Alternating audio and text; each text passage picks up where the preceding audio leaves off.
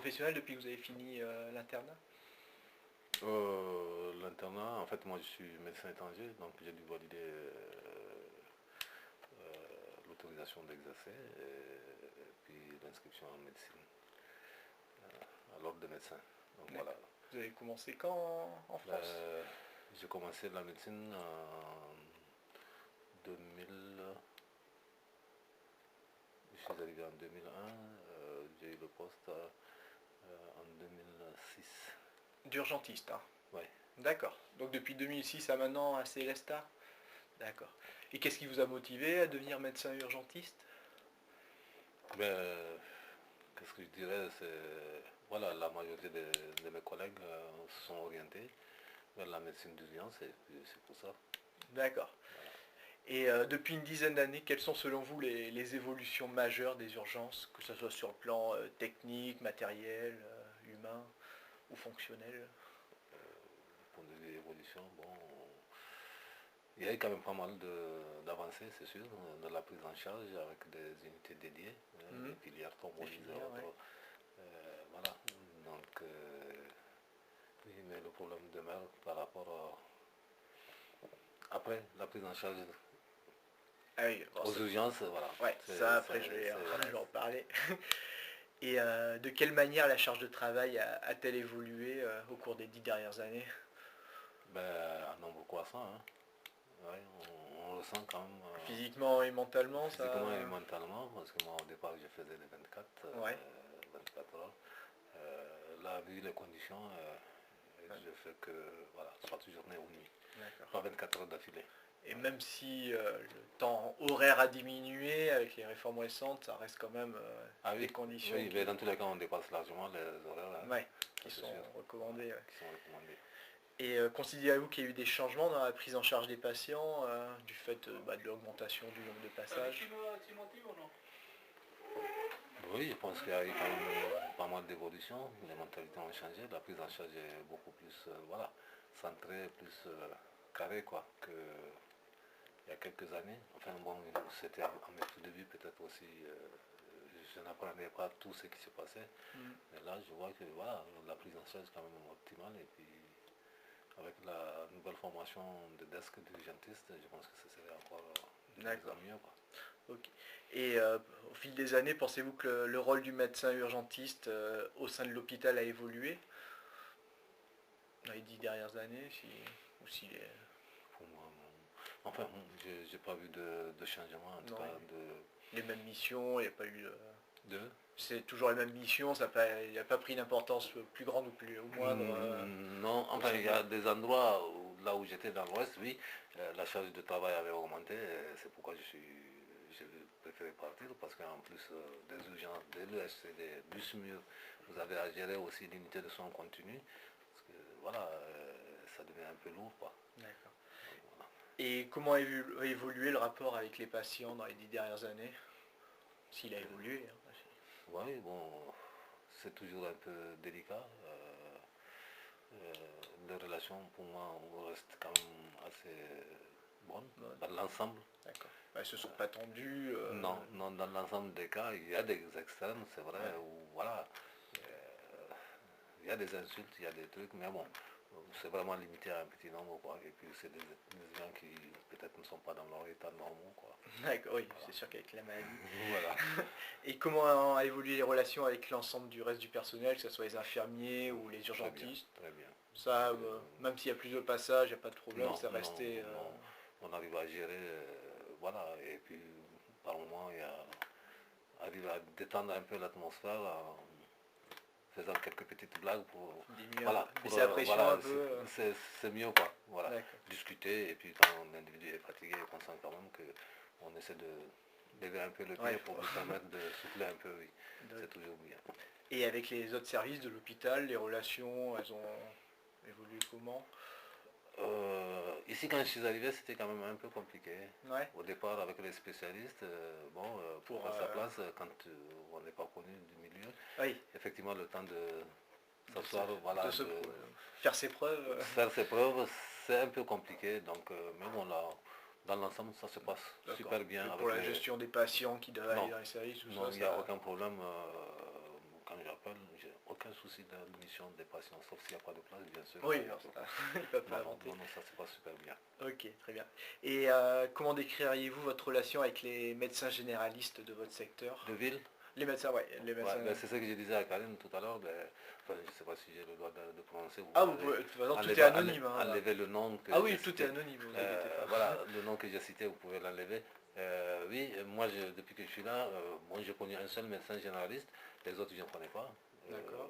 J'étais Et du vous les côté avez juste par courrier, par téléphone? par téléphone, par courrier. Bon, je trouve ça quand même dommage. Parce que là où j'étais, dans l'Ouest, effectivement, on avait pas mal de relations avec, du côté de Poitiers avec les médecins généralistes. Comment, avec des réunions Voilà, des réunions. Et on fait des formations souvent par des urgentistes, prise en charge de certaines pathologies, des céphalées, vertiges, malaise. Enfin, Ouais. ça permettait de se rencontrer hors hôpital, discuter et ça crée des relations et souvent, voilà, c'est important. Mais depuis Alors que je ici, suis vous en ici, connaissez quand c'est ça, hein, vous m'avez dit, oui, physiquement. oui, un seul que, bon, il était urgentiste, En plus, ouais, d'accord. voilà, il s'est mis et lui aussi c'est par coïncidence avec un ami interposé contre ses... D'accord, d'accord. Sinon je ne connais pas les cabinets de ville ici, je ne sais pas. Je les ai au téléphone, on en discute et puis c'est tout. D'accord. Mais ça se passe bien, que ce soit par courrier, téléphone. Oui, oui, en général ils sont disponibles quand on les appelle pour des renseignements, ils nous faxent facilement les données qu'on veut. En tout cas, ça, bon, j'ai pas vu de problème particulier, sauf que je ne connais pas. Ouais, Voilà. ça c'est le gros problème. Et selon vous, quel regard portent les médecins généralistes sur les médecins urgentistes de CSTA? Ça, je sais pas. C'est une grande question. Je sais pas. Je sais pas. Ici, comme on n'a pas eu d'entretien ensemble, de réunion ensemble, Ouais, donc je ne c'est peux vraiment pas m'avancer sur ce terrain. Ailleurs, je sais qu'elle est... Voilà. Mais ici, franchement, je ne sais pas. C'est le flou. Hein, C'est le flou. et quelle est votre opinion sur la gestion des médecins généralistes vis-à-vis des patients qu'ils envoient aux urgences? Si c'est adapté, justifié ou au contraire Oui, oui, je pense que c'est justifié. globalement, Globalement, c'est justifié. et ça évolue dans un sens ou dans un autre au fil des années, là, les patients qu'ils adressent, ou c'est Oui, oui, toujours... oui, oui, oui, oui, ça évolue. Et puis bon, ils sont prêts à reprendre leurs patients quand voilà, tout le bilan est fait et qu'il n'y a rien. Ils sont prêts à les reprendre, à poursuivre les soins en externe. D'accord. Et la gestion de la permanence des soins avec les médecins généralistes, elle a évolué comment ici? Je ne sais pas. Franchement, ici, je ne sais pas comment ça se passe. Est-ce que il n'y a pas de maison médicale à ma connaissance? Non, ici. il n'y a pas. Donc, je ne sais pas. Je pense que la nuit, il n'y a pas de médecin de garde dans le secteur. Il y en a jusqu'à minuit et pas dans tous les secteurs. Ici, sur Célestin? Sur CSTA jusqu'à minuit, mais pas. Et Ah, après, en dehors de CSTA, c'est pas tous les secteurs, mais il y en a où il y en a même ben, pas je ne du savais même tout. pas qu'il y avait sur Célestin. Donc voilà. Mais à partir de minuit, par contre, il n'y a plus personne nulle Et part. le week-end? Le week-end, c'est en journée jusqu'à minuit aussi. Jusqu'à minuit. D'accord. Mais je ne savais pas ça. Et comment imaginez-vous l'évolution des urgences? Comment vous pensez que ça va évoluer au fil des prochaines années? À ce rythme, ben, on va droit dans le mur. Hein. Moi, je pense. Vous pensez que c'est quoi, qu'il va y avoir moins en moins d'urgentistes ou les conditions vont... De moins en moins d'urgentistes et la majorité des urgentistes sont âgés. Ouais. Et que la relève ne se fait pas. Enfin, maintenant avec le desk, c'est encore un peu plus compliqué. Et donc, du coup, oui, ceux qui sont là, ils vont se convertir soit à médecine G ou en gériatre. Ouais, parce que j'ai pu entendre, oui. La majorité ont fait, en plus de leur diplôme d'urgentiste de Camus, ils ont le diplôme de gériatre. De base. Ah, de gériatre aussi, d'accord. Ben oui, donc oui, il y a pas mal que j'ai connus qui ont quitté, qui sont soit en gériatrie ou qui se sont installés à leur propre compte en tant que médecin généraliste. Donc oui, là, je pense que le problème, il va se ressentir s'il n'y a rien qui est fait. D'accord. Et bien justement pour vous, quelles seraient les modifications majeures là, à réaliser pour améliorer le fonctionnement des urgences? C'est trouver une solution, inciter les jeunes à s'orienter vers la médecine d'urgence. C'est tout ça. D'accord, c'est Parce surtout... que la majorité des stagiaires, des jeunes qui viennent faire leur stage aux urgences, ils ne sont pas... Ouais. Et comment on pourrait les motiver à... Ben là, je ne sais pas. Ouais. Je ne sais pas qu'est-ce qu'il faut pour les motiver. Pourtant, souvent, il y en a qui sont intéressés, mais à la fin, je ne sais pas. Peut-être ils ont vu le stress permanent aux les urgences, conditions et peut-être qu'ils veulent une vie plus tranquille de famille. Quoi. Ouais. Mais je sais pas. Donc vraiment, il faut trouver un moyen pour. C'est surtout former des urgentistes parce qu'avant il y avait la CAMI, effectivement, ça permettrait de. Ouais. Maintenant, depuis Maintenant, peu, il n'y a ça plus sera la plus CAMI. possible. Ouais. Donc voilà. Et tous ceux qui ont fait la CAMI, la majorité des médecins dits étrangers donc, sont âgés. Donc, Ouais. voilà. Et tous ceux que j'ai connus, dans l'Ouest, la majorité dans le service où j'étais, je pense qu'il y avait sur les 10, il y avait au moins 5 qui ne sont pas très loin de la retraite. Ouais. Il y en a qui sont à la retraite, qui sont maintenus quand même, malgré tout, D'accord, avec oui, un petit pour pourcentage. pour faire tenir le service un peu. Voilà, Ouais. donc oui, c'est vraiment important.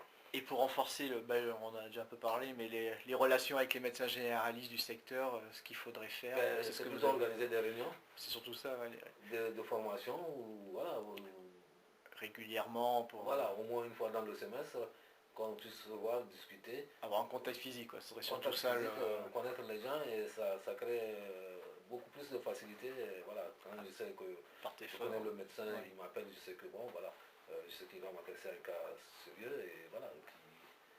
Donc voilà, mais bon, il faut trouver le moyen d'instaurer ça, quoi. Et quelle est votre opinion sur le fait que les urgentistes, non, le DES soit devenu un DES à part, justement Oui, je pense que c'est une bonne chose. Une bonne chose, le niveau est relevé, c'est sûr. Le niveau est relevé, la durée de formation est plus importante. Tous ceux que j'ai vus, les desks, bon, ils sont bons. D'accord. Et le fait que ils passent plus de semestre dans le cabinet de médecin généraliste, qu'ils pourront plus redevenir médecin généraliste, ces genres de choses. Oui, c'est ça qui fait peur à certains, qui les empêche de s'orienter vers, parce qu'ils n'auront que ça comme carrière toute leur vie. Alors, à un certain âge, les urgences, même si on est motivé, on est obligé de lever le pied. Physiquement, c'est, voilà, s'il faut faire des escaliers avec un life pack ou un sac au dos, faire les escaliers, c'est pas évident. À partir de 50-55 ans, Ouais, ça commence à être difficile. Descendre dans un ravin, c'est pas évident. Bon. Et les changements du DES de médecine G, entre autres, ils aient moins de stages hospitaliers, qu'ils soient obligés de passer en première année aux urgences. Qu'est-ce que vous en pensez Moi, je trouve que c'est une bonne chose qui s'imprègne un peu. Peut-être il y aura des motivations qui vont se créer. Ouais. Mais bon, le problème c'est que maintenant, vu que c'est un DES, ils devront choisir avant de passer. Avant de passer, oui. C'est que quand ils auront fini les études qu'ils choisissent les urgences. Donc ils devront choisir urgentiste avant même de faire un semestre aux urgences. Hein. Mais je pense qu'il y a des endroits qui font encore la CAMU, je pense Paris et Lyon. Ah ça, normalement, tout va disparaître. Tout va disparaître. Maintenant c'est le DES, maintenant les médecins généralistes ne pourront plus devenir urgentistes et il faudra choisir urgentiste à la fin de la 6e année. Et envisagez-vous une carrière complète en tant qu'urgentiste Complète, pourquoi pas. Pour l'instant c'est l'objectif en tout cas. Pour l'instant c'est l'objectif. D'accord. Et si vous deviez changer, ça serait pourquoi Médecine générale. Médecine générale en cabinet En cabinet, oui. D'accord. Ou à moitié-moitié avec les urgences Non, si c'est complètement partir, ce serait complètement en médecine générale. Ok, merci. C'est moi. Allez, bon courage. Allez, merci. Bon courage à vous surtout. Hein.